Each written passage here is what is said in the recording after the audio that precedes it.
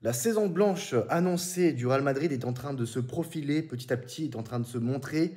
Et ça parle déjà de plusieurs changements, que ce soit avec le coach, les joueurs. On va commencer avec le coach. Carlo Ancelotti devrait quitter le Real Madrid après la finale de la Copa del Rey le 26 avril face au Barça, information Sky Sport.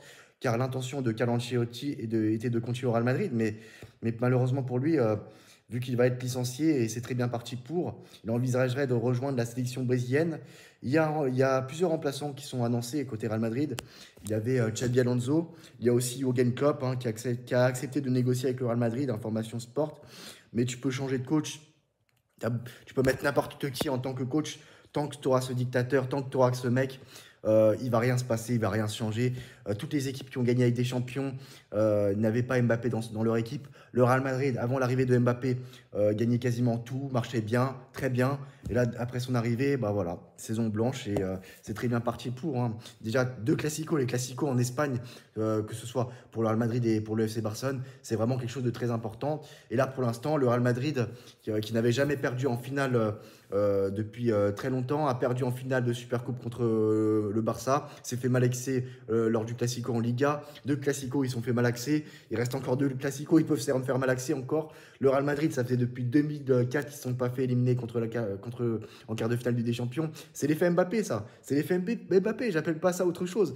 Et le karma est violent pour Mbappé. Le PSG va peut-être gagner sa première Ligue des Champions la saison d'après son départ. C'est quelque chose de fou. Et le karma ne fait que commencer pour l'instant. C'est que le début. C'est que le début. Et Mbappé, franchement, sa carrière est ridicule. Sa carrière est ridicule. Et Carlo Ancelotti, depuis ses deux mandats au Real Madrid, jamais il s'est fait éliminer aussitôt dans la compétition. À chaque fois, il allait à minima en demi-finale du Ligue des Champions. Et c'est un échec côté Real Madrid cette saison. Vinicius, le mec, c'est lui qui est censé être le leader, c'est lui qui apporte le plus gros danger. On l'a vu hier soir, le danger venait que de lui. Mbappé n'apporte rien, il n'a aucune envie. Il a même pas montré de l'envie hier soir, rien.